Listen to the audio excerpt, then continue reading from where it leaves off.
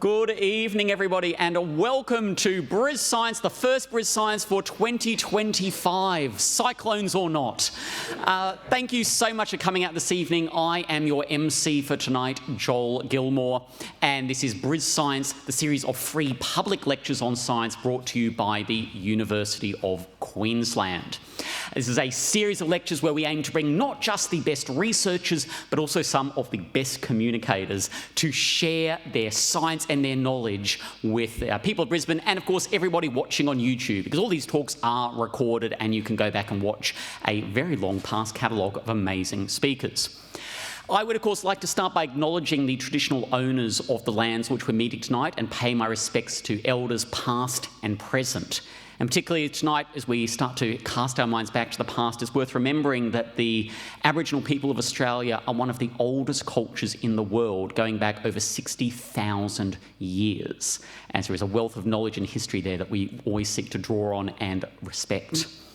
So, last bit of housekeeping before we get started. First of all, if you've got a mobile phone, now is a great time to turn it to silent. No need to phone a friend tonight. And it's important, though, you keep your phone available, because we will be taking questions through our webpage after the talk. You can see that through an amazing QR code that's going to appear any second on the screen.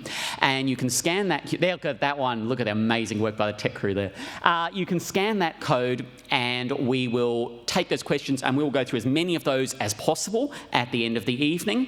Otherwise, there is some food and drink afterwards. We'd love you to hang around, talk about what you've heard tonight, and maybe have a chat with our speaker as well, and of course yourselves, and use this as an opportunity to talk about all the amazing things in science happening at the moment. So without further ado, let's get to our topic tonight. We are turning our minds back in time, as I said, to dinosaur times. And who better to help us than Dr. Anthony Romilio? He has been named the top paleontologist in Australia for 3 years running, including for, but not limited to, his pioneering work around digital reconstructions of dinosaurs and their footprint tracks. So, to introduce himself further, and of course our topic tonight, and to take us on the secrets of the past, to bring some Jurassic spark to our evening, please welcome Dr. Anthony Romilio.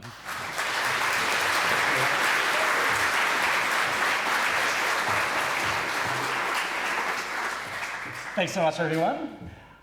Look, I really appreciate you spending the time out of your day to come and see this presentation. Over the next 14 minutes, I hope that you'll indulge me as I talk about dinosaur research, a subject that I find fascinating. I'd like to share with you some of the insights that we, as paleontologists, can uncover into the lives of these creatures that are long extinct. I'll show you some of the amazing sites around Australia that bears fossils. And I'll also show you some of the research that I do that's kind of pushing the envelope on the information that we can get from these animals that occurred so long ago. So thank you, Joel. I would also like to acknowledge countries on the grounds of which we are here today, but also remember that across the country where I do research, we have many different cultures there. So I'd like to acknowledge the saltwater sundown culture of West Kimberleys. You know it as Broome. I'd also like to acknowledge the Eastern Maar Aboriginal Corporation.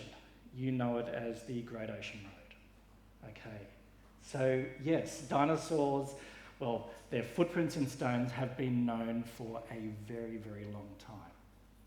I'd also like to make my respects to any First Nation people that are here or who are listening. The talk tonight is going to be mainly Australian-centric, not exclusively, but mainly.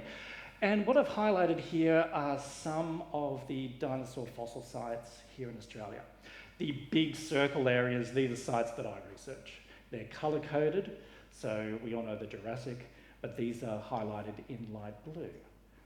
So the earlier than the Jurassic was the Triassic, they're in pink. And the green areas, these are the Cretaceous. So this is after the Jurassic period. Did anyone want to be a paleontologist when they were a kid? Okay, yes. Look, there are many paleontologists as well as many non-paleontologists who wanted to be paleontologists when they were kids.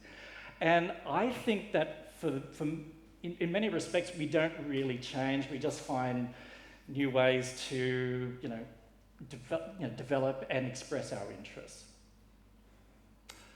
For me, I did not start with dinosaurs. As a child, I didn't have a particular passion for fossils or paleontology. My passion was for animals, all types of animals.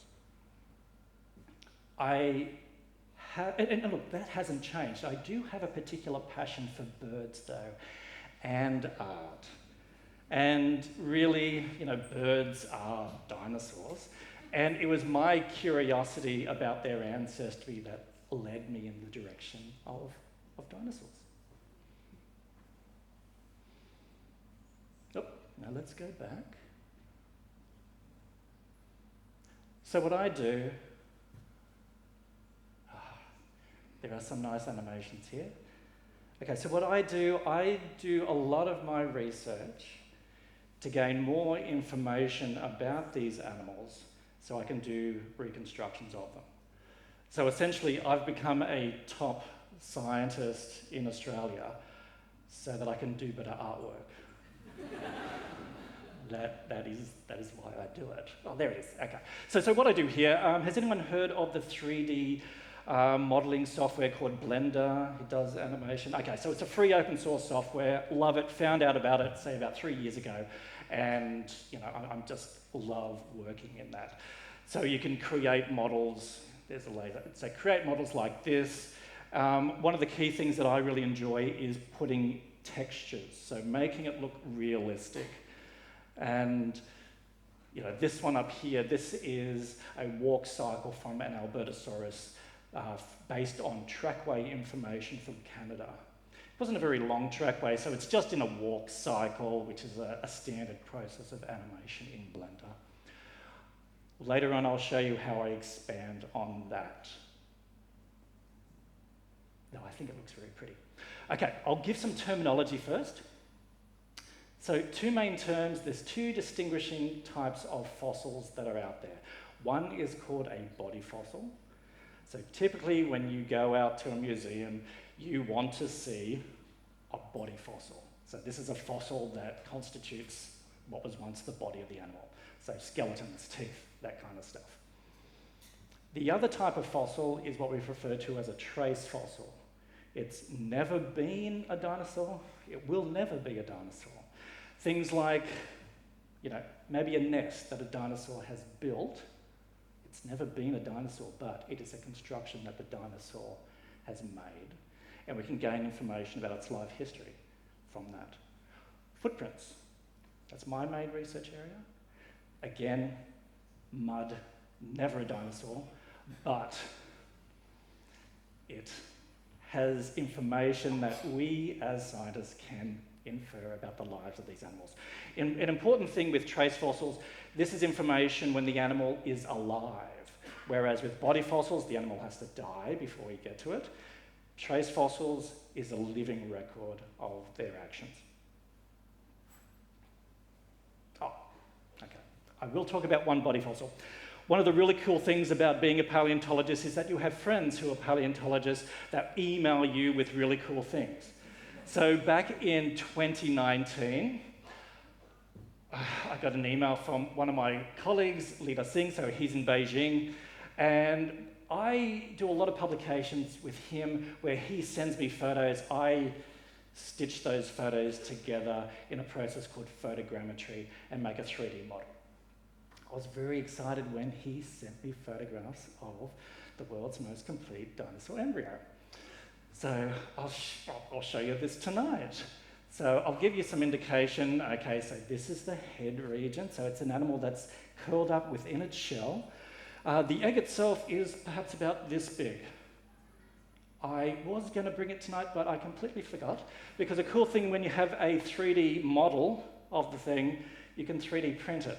And at UQ, we've got UQ Innovate, and I printed lots of them. So Maybe too many. Okay, so that's the head. We have the hip region here. We've got the legs that are tucked. The head is in between the legs.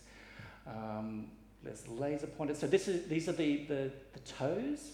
Some of the fragments of it. That's the foot. That is the tibia fibula, and that is the femur there. One thing I'd also want to touch about on this fossil is that it's not a uniformly shaped object. There's a more round end of the egg. There's a more pointy end. And that is significant in the way that it is actually laid in the nest. So this is my nest reconstruction. So the more rounded areas, so this rounded area, they occur in the inner portion of this donut-shaped nest. So always with these types of dinosaurs, they lay a donut-shaped nest.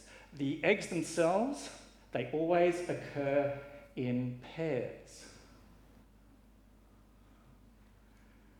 And what that tells us is that when the dinosaurs are laying eggs, they actually have two functional oviducts, which is different to modern birds, which only have one functional oviduct. Another important thing are these dinosaurs. Let's go to the next one. These dinosaurs are not that big, so their legs are a little bit shorter than, say, yours and mine. And the calcium burden in laying such a large egg is, huge. The osteoporosis-like process would just deplete so much of the calcium of the body that gives us information. So that this can only occur if it's a communal nest. We're looking at, let's go back. We're looking at layers of eggs being laid. So in a whole nest, you may have between 30 and 40 eggs. And the information that we can gain from that is as well, that when we look at nests, the older ones are at the bottom and the younger eggs are at the top. So what happens is that with our find is that this was an egg that was at the lower bottom. It was perhaps a couple of days away from hatching before the whole nest was compromised. These particular dinosaurs, they're known as oviraptors.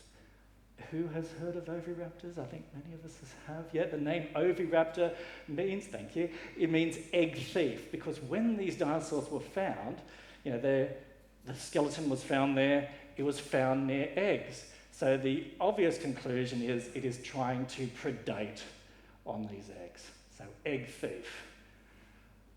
And then they'd find more. Okay, there's another one that's right next to a nest. Oh, there's another one that's sitting on top of the nest.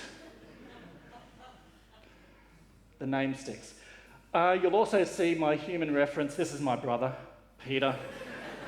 So the thing is, when you become a top researcher, what the heck?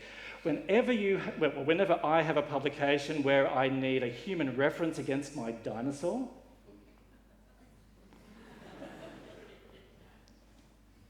he's there. My brother was into dinosaurs when he was a kid, so I would buy him dinosaur books. And so this is my way of including him into this process.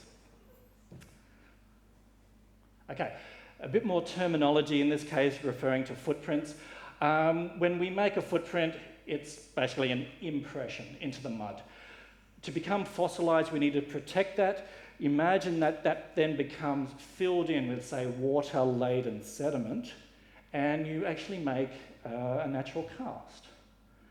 So depending on, if both pieces are rock now, in modern times, depending on which erodes quicker than the other will depend on if you find an innie or an outie.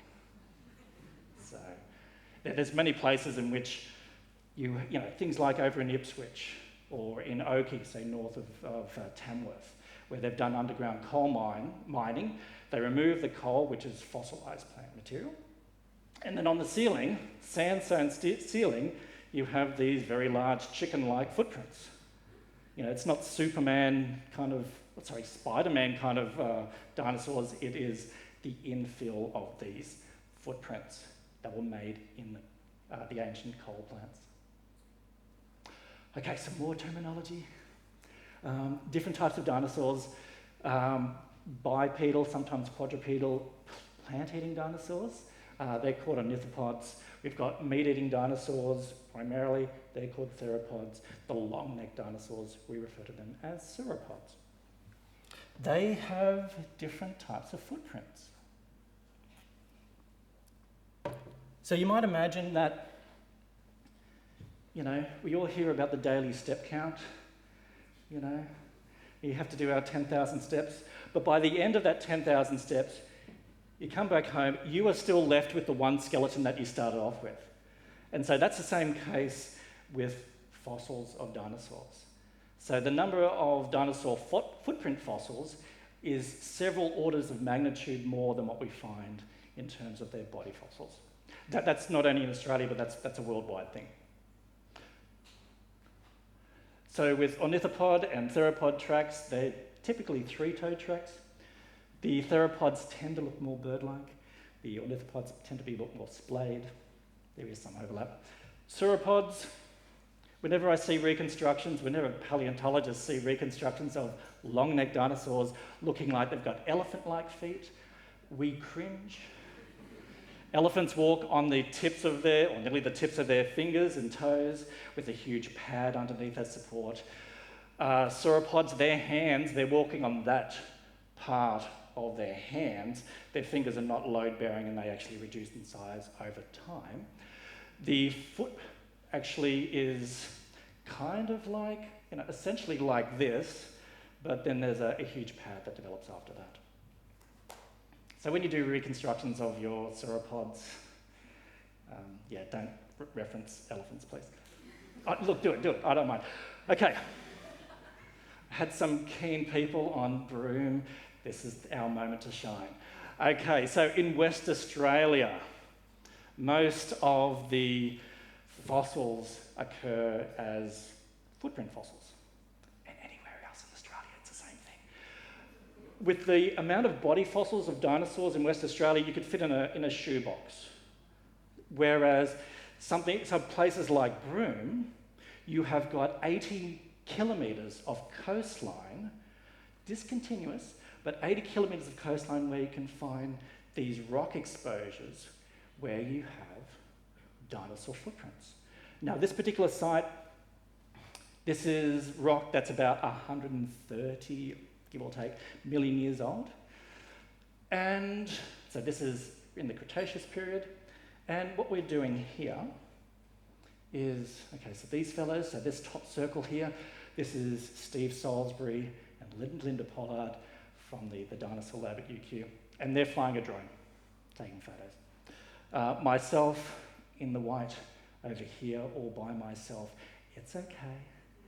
This is a major tourist attraction. Dinosaur fossils were first, published in the Western science literature in the 1950s, and so this area, called Minya, you will know it as Ganthium Point, has become a mecca for people looking for dinosaur footprints. There's a car park over here, there's a little information booth as well. You can then walk around these tracks and then down this treacherous incline. So I'm here. So part of the team, myself, other members of Steve's Dinosaur Lab team are over here. Notice that there are a lot of people around here. There's lots of people around here. So what I've done is I've done my little spiel and said, okay, go on to the next person.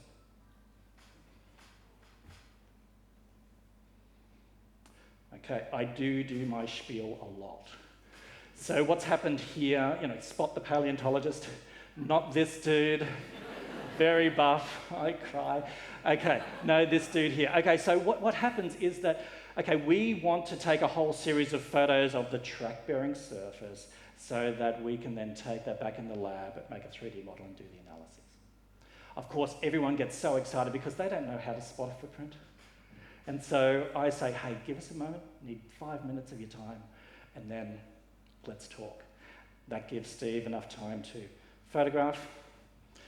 We have finished photographing this area, and I go, come along, let's have a chat.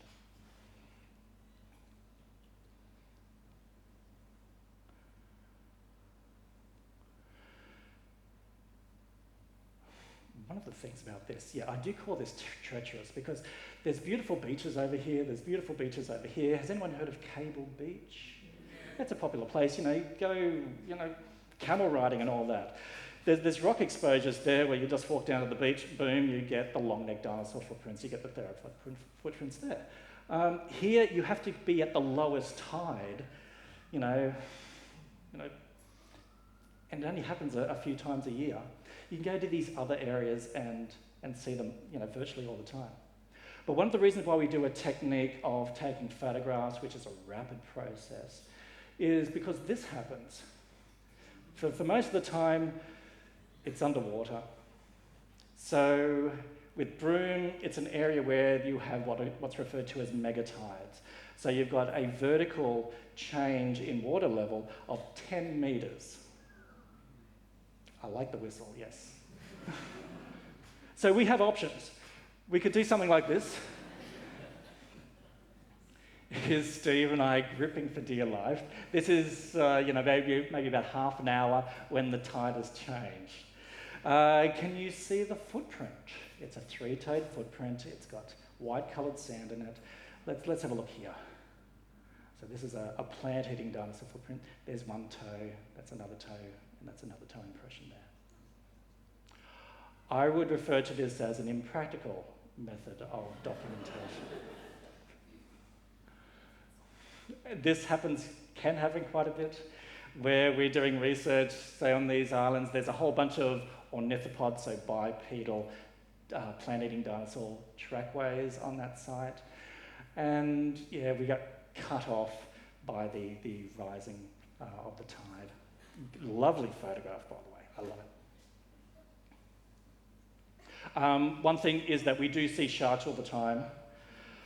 We do know that there's crocodiles there. The unfortunate thing with the crocodiles is that we only get told that there's crocodiles, say, the day after, which is kind of pleasant, but really not. So we have to be really careful. Okay, so this is, another landscape. So you notice, very gentle, beachy areas. There's a car park over here. There's a boat ramp just around there, so you can just you can drive there and just take a leisurely walk. There is a company that does hovercrafts. So the only way to get to these dinosaur footprints is via hovercraft. Unless you've got a car where you can then drive into the car park and then walk down. Okay. So so this is Pippa, this is myself. These circly areas here, these are dinosaur footprints by the long-necked dinosaurs. The footprints are about 110 centimetres in length. We have a fairly simple rule of thumb of estimating the size of the dinosaur's leg by their footprint by multiplying their length by a value of 4. So 4 times 1.2. Okay, so you're looking at a hip height, so a leg length up to the hip joint of, say, 4.8 metres. Add a bit more for the rest of the hip bone, a bit more for the muscle. You're looking at a large animal. This is an important photograph for me in the sense it's probably the last time I ever did any field-based measurements. So I do like it. Okay, so this is the same track site, just with me being excited about controlling a drone that can then orbit around. But I think it represents the track site really, really well. This yellow scale bar is 1 metre, glamour shot.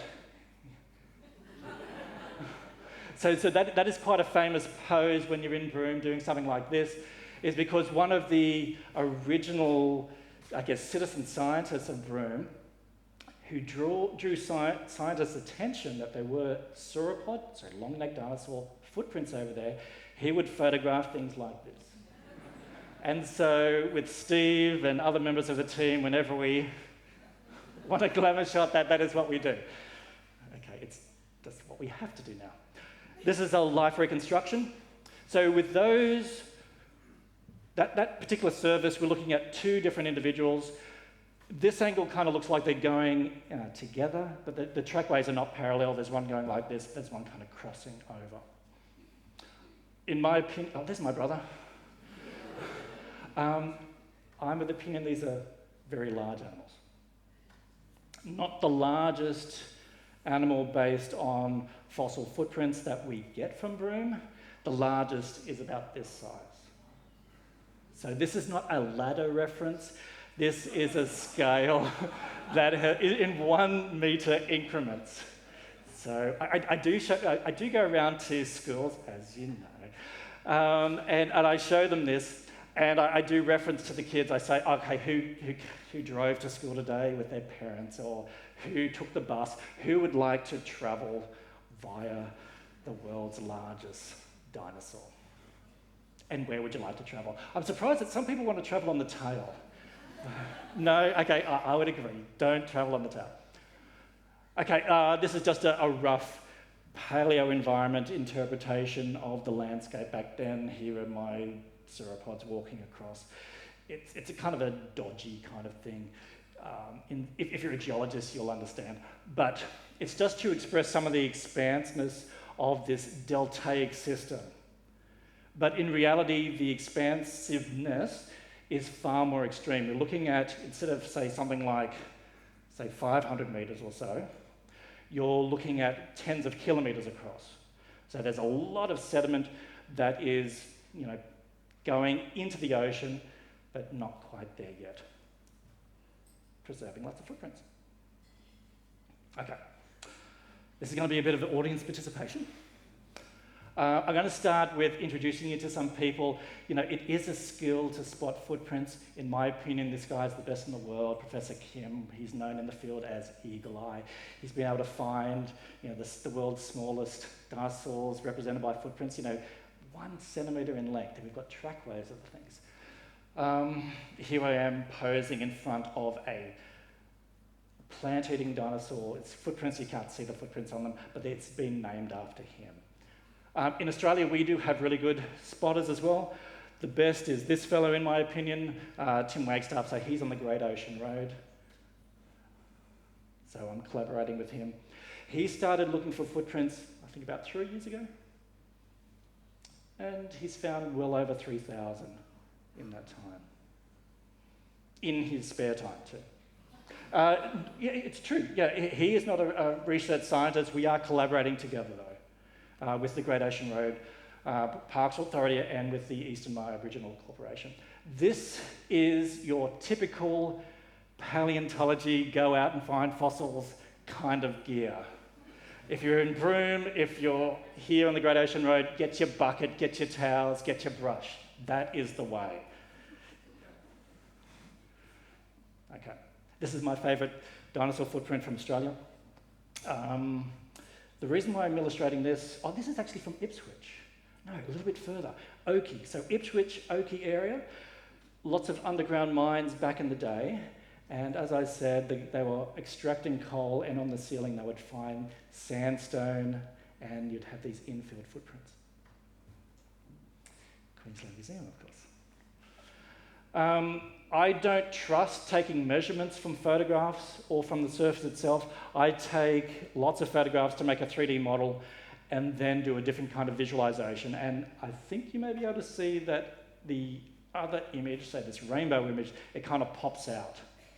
And so that enables me in the digital landscape to then take more accurate measurements. That particular track, it's about just shy of 50 centimetres. This is my reconstruction of that particular animal.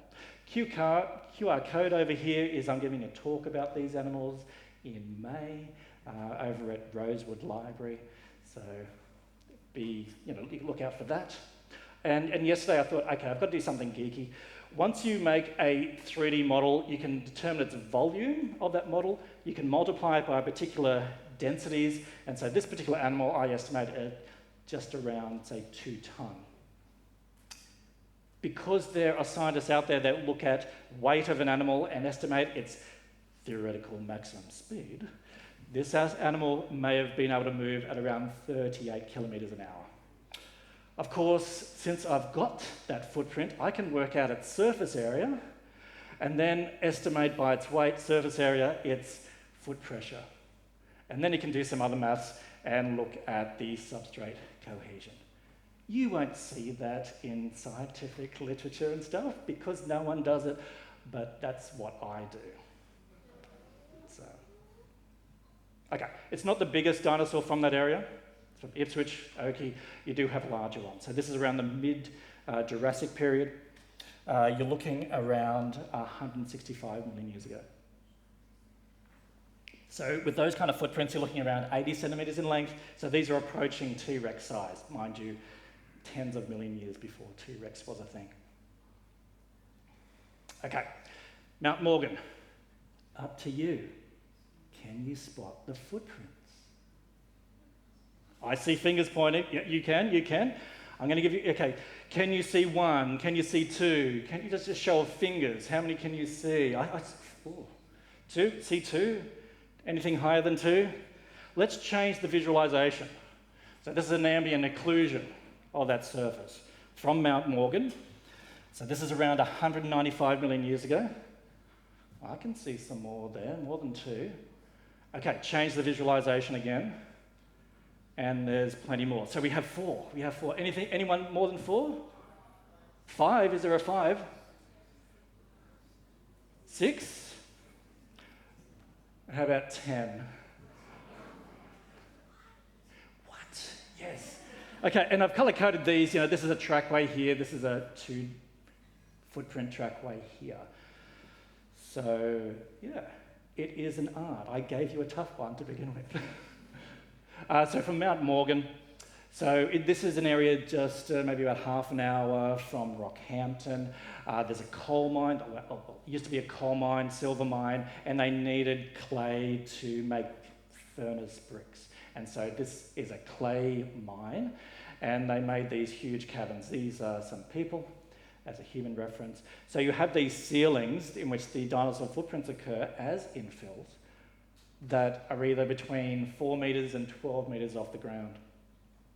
There is Ross Staines. He's pointing to some of these.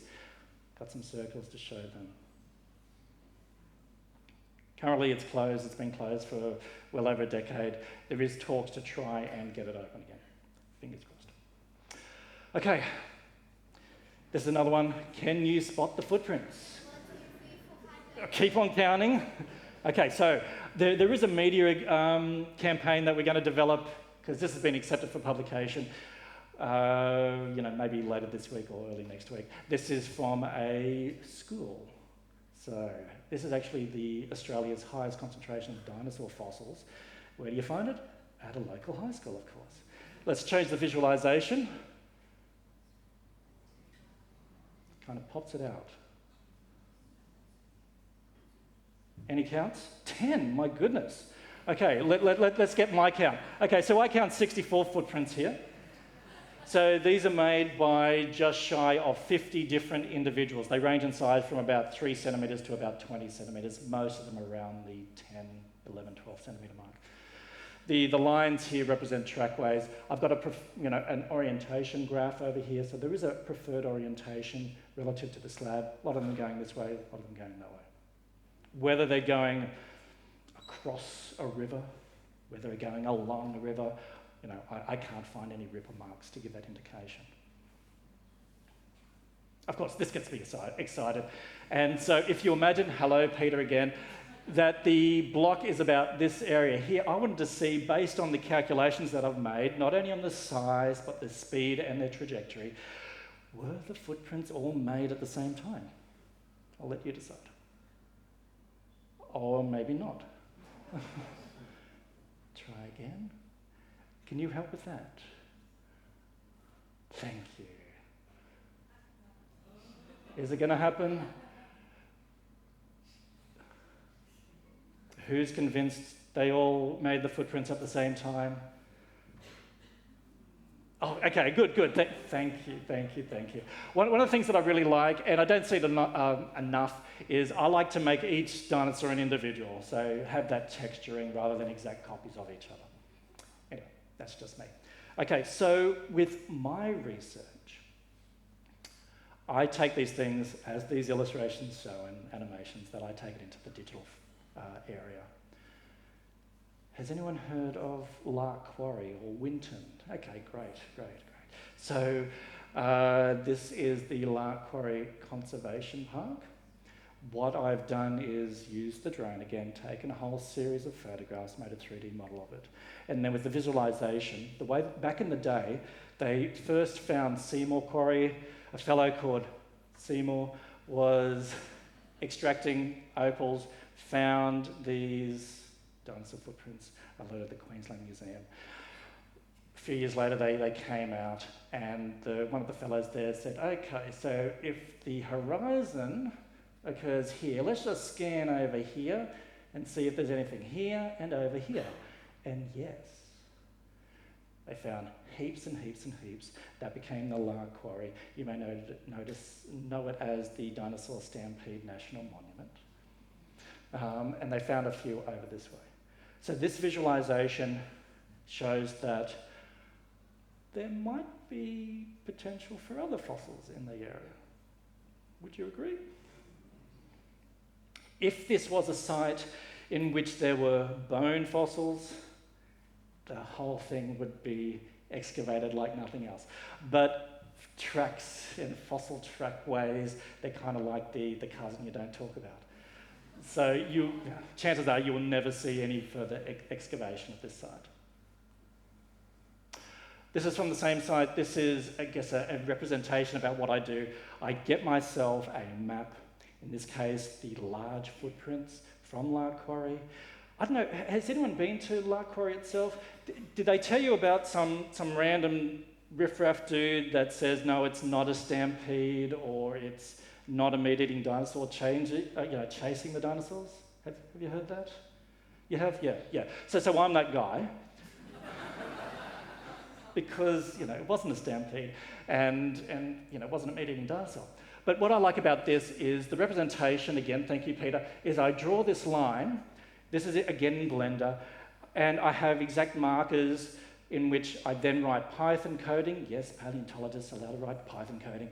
I allow that to make all the calculations, including the timing, which is something that, from step by step, paleontologists tend not to do.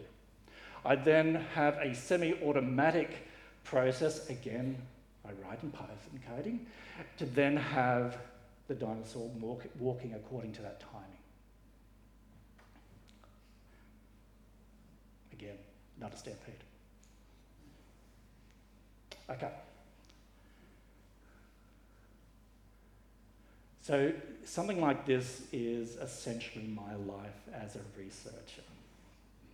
Compacted into these 4 animations. This represents 4 different Python codes that I have written to do different things. As of last week, I reached my 55th Python coding. So that's within a period of, say 2 years, that I have found, from being a person who despised Python coding and would definitely shy away from it, to one that fully embellishes it and even has, if you're into Blender, you've heard of Blender add-ons. So I'm part of Blender Marketplace and have add-ons within that.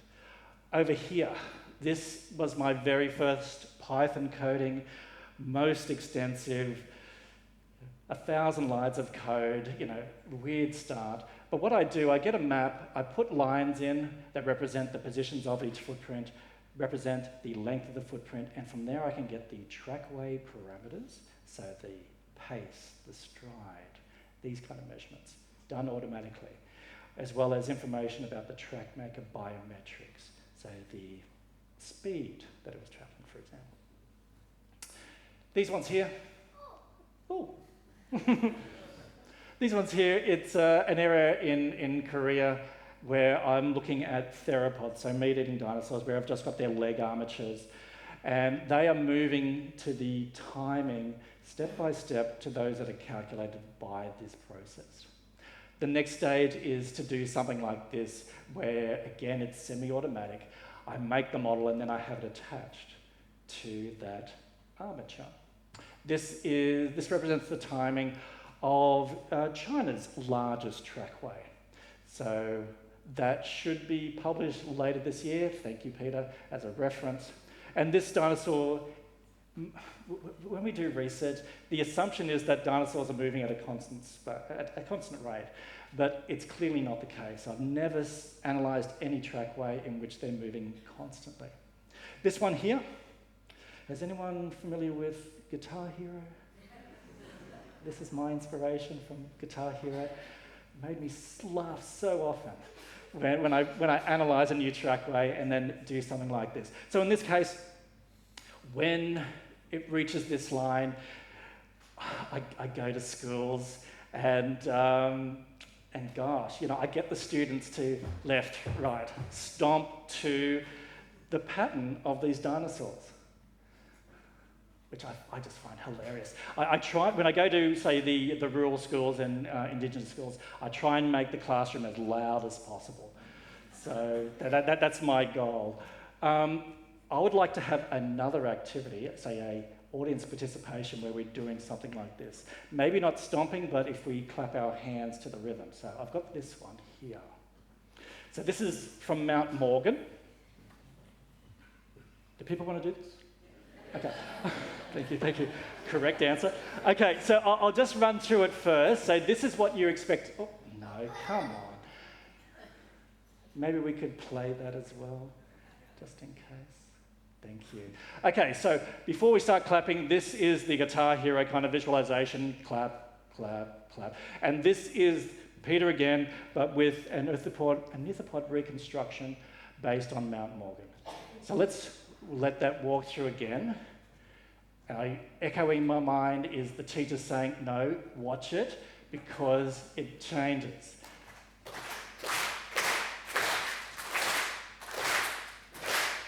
Oh, I like how you picked that up. Okay, let's do it one more time.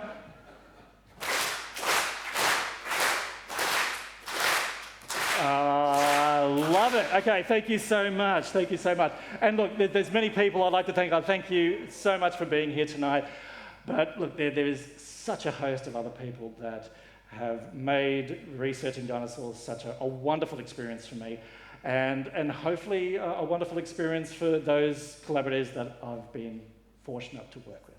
So thank you very much.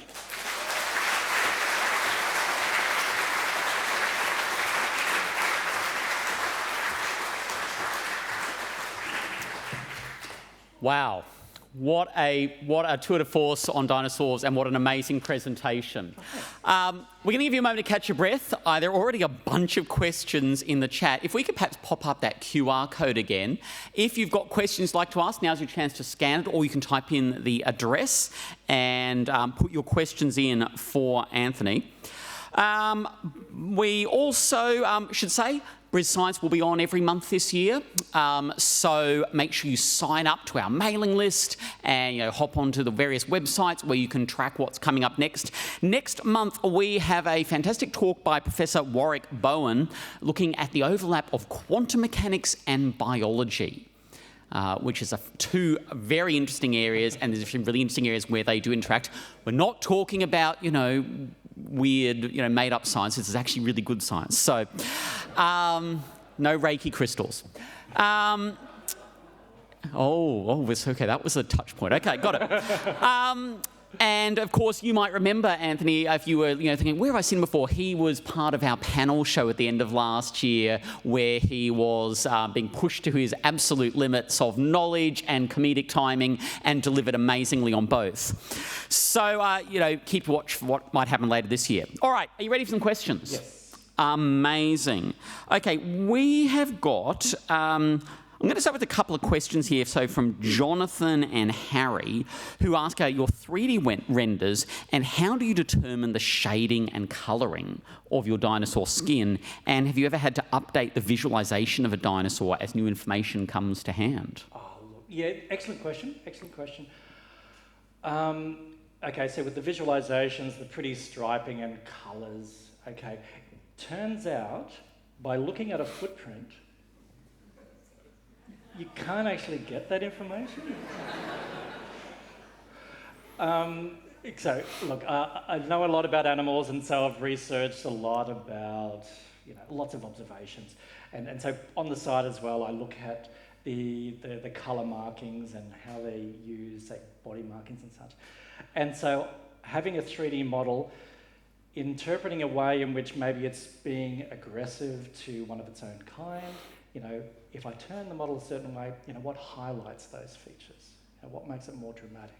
So it's kind of like, you know, with peacock tails, you know, they splay them out. There's a particular orientation where they highlight their purpose. Whereas I look at the dinosaurs and maybe they orientate themselves in a particular way that highlighted their intent, perhaps aggressive intent, maybe flirtatious intent. And I use that as a basis to do these visualizations. Amazing. Question from Maiko and from Brian. So Brian asks, how easy or difficult is it to identify dinosaur species by their footprints? Okay, yeah, this is something I didn't touch on. We know the concept of a species having a genus and a species name. So Tyrannosaurus rex, so the genus name is Tyrannosaurus, the species name is Rex. You can't actually name a footprint a species because it's never been a living thing, but we have what's called an ichnogenus and an ichnospecies. So those different shaped footprints, we can distinguish those apart from one another, so we can give them names. Of course, with that question, I think he was referring to the species that made the footprints, maybe? Okay, so because, a whole bunch of different animals can make the same type of footprint. And even the same individual can make a range of different footprints. So if you're walking on firm soil versus sloppy mud, still your footprint, but looks very different. The kosher thing to do is don't assign the track to a particular individual species. Do it at a higher level. So, okay, this is a theropod, or if you're lucky, you might have these big footprints, and in that same area, you might get big dinosaur that does the whole Cinderella thing, and its foot does match that track. That's how it's done. That is seriously how it's done. In Australia, we do name footprints, even though we don't have many or any say, foot bones of dinosaurs, is because overseas, where they do have those, they've done the hard work for us, and we go, oh look, our Aussie footprint matches the one from South Korea. Let's attribute that to the same. Yeah. Great. Ginny asks, the highest concentration footprint piece, why is it thought that this part was so busy? All the same species or age? Yeah, look, that is all made by the same type of dinosaur. So these are these small-bodied plant-eating dinosaurs, bipedal. Gosh, why? What we find is that in that area, we only find that type of dinosaur footprint. Nearby in Mount Morgan, the vast majority, that type of dinosaur. Over at Carnarvon Gorge, which is the same age, that type of dinosaur. So they were truly abundant. They had a preferred environment in which they liked to make footprints, perhaps. Yeah, look, in a lot of cases you do find a lot of diversity. Where I was showing you Broome, that area we tend to just find the one type of meat-eating dinosaur footprint, a couple of different type of long-necked dinosaur footprints. Up the coast, it's a completely different story. We don't find many of those same type of meat-eating dinosaurs, and we find a whole host of other types of dinosaurs. So other type of meat-eating dinosaurs, other type of long-necked dinosaurs, other type of ornithopod dinosaurs, even different types of stegosaur dinosaurs. So it just depends what those dinosaurs were doing, how popular it was back in the day. All right, are you up for a few more? Yeah, go for it. We got a long list here. Oh, okay. Hope you packed lunch. So a question from MB.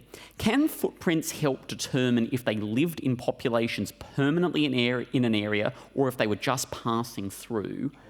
Oh, look. And what would that tell us if we knew? Yeah, look, That's a hard one. You know, there are areas in which we call megatrack sites that extend for tens and hundreds and thousands of kilometers. Discontinually though, you know, but you might, over in places like the US, where you might have horizons that occur in Texas and then extend over to Colorado, even Utah, that, you know, think, okay, we have the same type of dinosaurs here. Maybe that means they're migratory. There are indications by some researchers suggesting that certain dinosaurs were migratory based on footprints. Oh gosh, you need to have a large data sample to know more. So a lot of my research in Australia is about citizen scientists, so people who find something and then alert me or other researchers and go, hey, is this a dinosaur fossil? And we go, yes or no. And it's about having increased numbers of specimens that we can kind of, you know, build that picture, because it's extremely fragmentary. So, good question. Maybe. Good answer. See, we've got a great audience. All right, we're on the home stretch here. Let's get down to brass tacks, because person whose question I've lost was, here we go, yeah, Marley. Given the competitive landscape of grant funding, how challenging is it to gain funding for research on dinosaurs? Challenging. Cool. But that's science in general, isn't it?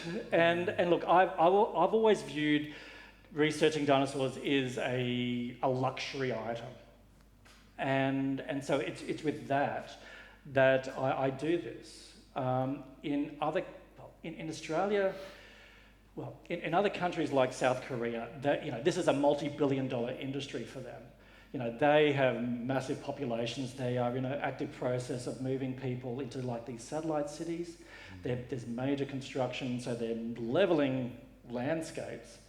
But of course, they're very much aware of their national heritage, and so they have paleontologists on site and go, hey, is this significant or not? And they'll go, yes or no. And if it's yes, they go, okay, what do we do about it? One solution is, let's remove that. Another solution is, let's make that into a museum. Another solution is, we need that spot for a building, let's have that as the lower level. It's a beautiful process. But it means that they are protecting their heritage, because, you know, these are non-renewable resources, and they celebrate it. There are festivals that attract millions of people to these festivals, and it's something that other countries are also doing. So in places like China, in the US, there's mitigation processes where you have paleontologists on construction sites assessing. Maybe in Australia down the track. I enjoyed going to Kronosaurus Corner and checking out dinosaurs. It's good fun. Okay, well, which leads to a question from Alex, which was, how would you recommend someone gets into their local paleontology scene and participate or learn more about what's happening in their area? That's an excellent question. Well, I will write a book about this stuff. When Dom from UQ said, oh, can we have you here talk? I thought, yeah, look, I'll write a book. You know, you can write a book in 4 weeks, can't you? But I decided that's quite a stressful process. So, but the week before, the Ipswich Libraries asked me to, you know, present to them, and so I'll have a book by May. So that's one area where it's going to be an Australian-based book. Basically, the quickest way to know what's in your area is, the way that I do it, is in media campaigns. And UQ's been really, really helpful for that. So over in Mount Morgan, I had people, you know, say, hey, is this something? And I go, yes, that's something. With this one, with the highest concentration, that's near Callide, where Brisbane gets a good chunk of its electricity from. So they said, hey, is this something? Yes, it is. I go up there.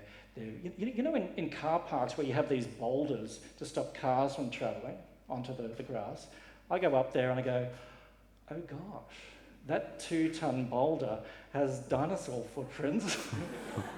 And yeah, so that's part of one of the hooks in that marketing campaign next week or whenever. But it's usually through, media campaigns.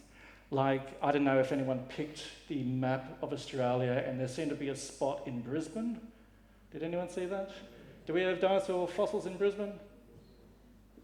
Yes, we do. I haven't written the paper yet, but I'm onto it. I have to write that this month. But yeah, so that's going to be a media campaign. The GPO in the centre of Brisbane. So those rocks, I've eyeballed them. So it's those rocks from the quarry that contains dinosaur footprint fossils. So yeah, don't look too closely or else security might come out. From experience. But yeah, and it's really about making it more publicly aware, and I use the media campaigns for that, and events like this to kind of spread the love. Well, which leads us to the very last question, which Grace was saving to the end because it is the most important question to ask, which doesn't get asked often enough. What is your favourite dinosaur? Okay, yes. I do like birds. So remember, birds are dinosaurs. So I'll play that card, but of course I won't play that card. Does anyone know Parasaurolophus? Yeah. So this is a ornithopod dinosaur. Very small front legs, but it walked quadrupedally. It's part of a group of dinosaurs that had a nasal bone that then swept back, like a trombone kind of thing they imagine. And people have taken skulls and blown into it and tried to mimic the sound because it's a very visual thing, but it's probably a very audible thing as well, that in live they would have bellowed. There's certain cries and things. So I'm sticking with Parasaurolophus or Parasaurolophus or, thank you. Amazing. Well, I hope we've all been inspired now to go out to look very closely at every rock we see, to make sure we keep our eyes on this media campaign, and now to head out, enjoy some food, and think about your favourite footprints and dinosaurs and discuss. But can you please join me in thanking the incredible Dr. Anthony Romilio? Thanks so much, Joe. We look forward to seeing you next month. Have a great evening.